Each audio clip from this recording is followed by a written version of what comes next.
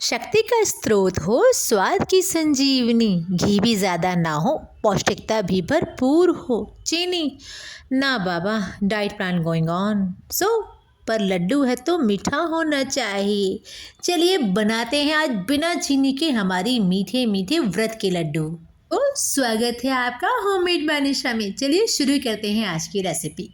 सबसे पहले मैंने लिया है अप्रॉक्स 150 ग्राम तक बादाम और उसे मैंने नॉनस्टिक पैन में अप्रॉक्स 1.5 से 2 मिनट के लिए रोस्ट कर लिया है। जब आपके बादाम हाफ रोस्ट हो जाएं, उसके बाद आप इसमें ऐड ऑन कीजिए अप्रॉक्स 50 ग्राम तक कैश्यू और उसको बादाम के साथ में रोस्ट कीजिए। आपके पास में दो ऑप्शन है, या तो आप दोनों को अलग अलग रोस्ट कीजिए या फिर हाफ बादाम को कुक करके उसके बाद ही आप जो है उसमें कैश्यू को भी रोस्ट कीजिए। रीज़न इज़ दैट कि कैश्यू जो है वो बहुत जल्दी पक जाता है, जबकि बादाम को रोस्ट होने में थोड़ा सा टाइम लगता है। राइट तो अब ये देखिए मेरे दोनों आइटम जो हैं वो अच्छे से रोस्ट हो चुके हैं। एक ब्राउनिश सा कलर अप्रॉक्सीमेटली दोनों पे आ चुका है। अब गैस की फ्लेम को कीजिए बंद और इनको निकालिए एक बर्तन में सो दैट ये थोड़ा सा ठंडे हो जाए। टाइम दोबारा से कीजिए नॉनस्टिक पैन को गरम और अब इसमें डालिए अप्रॉक्स 50 ग्राम तक किशमिश। हाँ जी, किशमिश को भी जो है हम थोड़ा सा रोस्ट करके डालेंगे। किशमिश में आयरन, कैल्शियम, पोटेशियम और मैग्नीशियम होता है, जो कि हमारी सेहत के लिए भी बहुत अच्छा होता है और साथ ही हमारी त्वचा के लिए भी बहुत लाभकारी होता है। तो इसे आप कीजिए हल्का सा रोस्ट और उसके बाद में आप इसे भी निकाल लीजिए एक बर्तन में और थोड़ा सा ठंडा होने दीजिए। अभी आप बाकी ड्राई फ्रूट्स के साथ में इसे मिक्स मत कीजिएगा। सबसे पहले लीजिए एक मिक्सिंग ग्राइंडर जार, उसमें डालिए अपने कैश्यू और आलमंड को और इनको कीजिए एक बार चर्न। आपको इनका पाउडर बिल्कुल नहीं बनाना है, ये हल्के से दरदरे रहने चाहिए सो दैट जब हम लड्डू की बाइंडिंग करेंगे और बाइट खाने में आता है ना, तो वो जो चंकीनेस है ना वो बहुत टेस्टी लगती है। राइट अब आप इनको निकालिए एक बर्तन में और इसी में अब आप मिक्स कर दीजिए किशमिश। अगर आप चाहो तो अदर ड्राई फ्रूट जैसे वॉलनट, पिस्ताचियो, उनको भी सेम हल्का सा रोस्ट करके इस मिश्रण में मिक्स कर सकते हैं। नेक्स्ट अब हम बढ़ते हैं हमारी लड्डू की ओर। यहाँ पे टिप नंबर 1, आप ध्यान से देखिए घी का टेक्सचर कैसा है, आधा जमा हुआ है और आधा पिघला हुआ है। मैंने नॉर्मल घी को कटोरी में निकाला और उसे फ्रिज में रख दिया था जमने के लिए अप्रॉक्स 30 मिनट्स के लिए। तो 30 मिनट्स में घी जो है वो आधा जमा हुआ रहेगा, आधा पिघला हुआ रहेगा। हमें इसी टाइप के टेक्सचर का घी चाहिए। अब हमने लिया है यहाँ पे कुट्टू का आटा अप्रॉक्स 250 ग्राम जितना। तो अगर आप देखोगे तो 250 ग्राम जितने मेरे ड्राई फ्रूट्स हो गए और 250 ग्राम जितना ही यहाँ पे मैंने कुट्टू का आटा लिया है।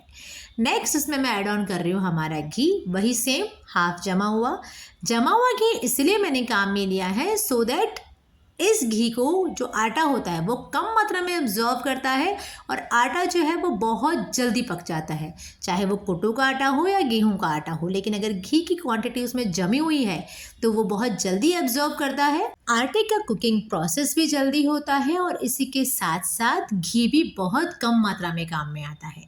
तो अगर आप देखोगे तो टोटल मिला के मैंने जो सामान काम में लिया है वो है 500 ग्राम जितना और घी जो है मेरे पास बाउल में जो है वो 100 ग्राम है। 100 ग्राम में से भी मैंने 1 स्पून जो कि थोड़ा सा है अप्रॉक्स वो काम में लिया और अब मैं इसमें ऐड ऑन कर रही हूँ लास्ट एंड फाइनल अप्रॉक्स 2 चम्मच जितना घी। और तो टोटल अगर मैं इसमें काउंट करती हूँ तो मैंने इसमें लिया है अप्रॉक्स 30 to 40 ग्राम घी और आधा किलो जितना जो है हमारा बाकी का सामान है, जैसे 250 ग्राम आटा और 250 ग्राम जितने ही ड्राई फ्रूट्स। राइट और इसे जो है हमें लो स्टीम पर ही कंटिन्यू चलाना है 5 से 7 मिनट के लिए। प्रोसेस हम पूरा कर चुके हैं। जल्दी कुकिंग के लिए जो फॉर्मूला हमें काम में लेना था वो भी हम ले चुके हैं। तो अब आप देखेंगे स्लोली इसमें ना एक खुशबू आने लगेगी, जो आटे के भुनने के बाद में खुशबू आती है ना वो आपको इसमें ऑटोमेटिकली आने लगेगी और इसका कलर भी जो है वो हल्का सा भुनने के बाद में डार्क हो जाएगा। आपको पता है कुट्टू के आटे में न सिर्फ प्रोटीन, फाइबर और विटामिन होते हैं बल्कि ये आटा जो है ग्लूटेन फ्री होता है। तो अगर वेट लूज की बात होती है ना, जहाँ पे आपको ग्लूटेन फ्री कुछ खाना होता है, तो आप कुट्टू के आटे की पूड़ी, रोटी या सिंपल लड्डू तो हम बना ही रहे हैं बिल्कुल कम घी में, ये भी बना के काम में ले सकते हो। सेहत की सेहत, पौष्टिकता साथ में और टेस्ट तो इसमें है ही सही। इसी के साथ इसमें फाइबर बहुत ज़्यादा मात्रा में होता है जो कि हमारे पाचन तंत्र के लिए बहुत अच्छा है और जिन्हें कॉन्स्टिपेशन की प्रॉब्लम है ना उसके लिए तो ये बिल्कुल वरदान है। आराम से बनाइए और खाइए। तो ये देखिए हमारा आटा जो है अच्छे से भुन चुका है, इसका कलर भी है हल्का सा चेंज हो चुका है। पहले हल्का सा लाइट था, अभी आप देखोगे थोड़ा सा डार्क लाइट भी दिख रहा है। राइट तो अब आप निकालिए इसे ठंडा करने के लिए एक बड़े बर्तन में। टिल द टाइम मिठास के लिए मैंने काम में लिया है गुड़ अप्रॉक्स 40 ग्राम और इसमें मैं डाल रही हूँ, अगर वेट वाइज देखते हो तो मैंने यहाँ पे पानी लिया है 20 ग्राम, यानी कि जो गुड़ की मात्रा है आपको पानी जो है बिल्कुल उसका हाफ लेना है।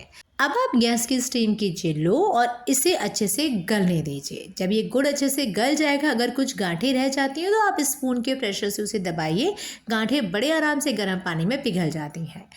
गुड़ अच्छे से गलने के बाद में आप उसे थोड़ा सा करीब 2 से 3 मिनट तक और पकाइए, टिल द टाइम उसमें झाग आ जाएगा और वो हल्का सा चाशनी टाइप गाढ़ा हो जाएगा। एक्चुअल में देखा जाए तो गुड़ शुद्ध गन्ने से बनाया जाता है और चीनी से बेटर ऑप्शन है स्वीटनेस का, राइट। तो यहाँ पे हमारा गुड़ अच्छे से पक चुका है। अब आप चलिए कुट्टू के आटे की ओर, मिक्स कीजिए उसमें हमारे ड्राई फ्रूट्स और इसके बाद में हम उसमें डालेंगे हमारा गरम गरम गुड़। हाँ जी, जो हमने गुड़ की चाशनी बनाई है ना गरम गरम, वही हम इसमें डालेंगे करछी की हेल्प से। और एकदम से आप इसे हाथ मत लगाइएगा कि आपने डाला और आप उसे हिलाने लगे हाथ से, बिकॉज गुड़ इस टाइम बहुत गर्म है तो हाथ जल सकता है। आप लीजिए एक स्पून और इसे स्पून की हेल्प से जो है मिंगल कीजिए। अगर आपको लगता है कि स्टिल आपकी बाइंडिंग नहीं हो रही है तो आप सेम वही गुड़ की चाशनी जो आपके पास में है उसको और डालिए और इसे बाइंडिंग प्रोसेस तक हिला दीजिए। अगर आपको लगता है कि अभी भी आपकी बाइंडिंग नहीं हो रही है, किसी भी टाइप की प्रॉब्लम आ रही है, आपको घी बिल्कुल काम में नहीं लेना है। आप जो नॉर्मल आपके वो गुड़ की चाशनी है ना, बस वही बाइंडिंग में आपकी बहुत हेल्प करेगी। तो ये देखिए बाइंडिंग अच्छे से होने लगी है। हाथ में आपको कुछ भी घी और ऑयल नहीं लगाना है, सिंपल स्पून की हेल्प से या हाथ से एक मेजरमेंट का आइडिया लेते हुए लड्डू के बैटर को रखिए हथेली में और दूसरी हथेली से प्रेस करते हुए उसे गोल गोल शेप दीजिए। अगर फिर भी आपको लगता है कि आपके गुड़ की बाइंडिंग में प्रॉब्लम आ रही है, सेम वही गुड़ की चाशनी लीजिए, मिश्रण में डालिए, हल्का सा हिलाइए और उसके बाद में लड्डू बनने के लिए बिल्कुल रेडी है। जहाँ तक बात है गुड़ की, इसमें कार्बोहाइड्रेट्स बहुत ज़्यादा मात्रा में होते हैं और कहीं ना कहीं ये हमारी बॉडी के लिए एनर्जी बूस्टर का काम भी करता है। तो ये देखिए मेरे लड्डू हो गए हैं रेडी। स्टिल जो मैंने 40 ग्राम गुड़ लिया था ना, उसकी चाशनी अभी भी बच गई है, तो मैंने उसे लिया है बाउल में और स्पून की हेल्प से जो है हल्का सा इस पर डेकोरेशन कर दिया है चाशनी का। थोड़ा सा और इसे अच्छा बनाने के लिए मैंने इस पर डाले हैं सेसमी सीड्स। तो फाइनली वी कैन से घी की महक, गुड़ की मिठास, हर निवाले में छिपी है सेहत की आस। तो उम्मीद है आपको हमारी रेसिपी अच्छी लगी होगी। इसी बात पे होममेड बाय निशा को लाइक शेयर सब्सक्राइब करना बिल्कुल ना भूलें। मिलते हैं जल्द एक नई वीडियो के साथ। Till the time, thanks for watching.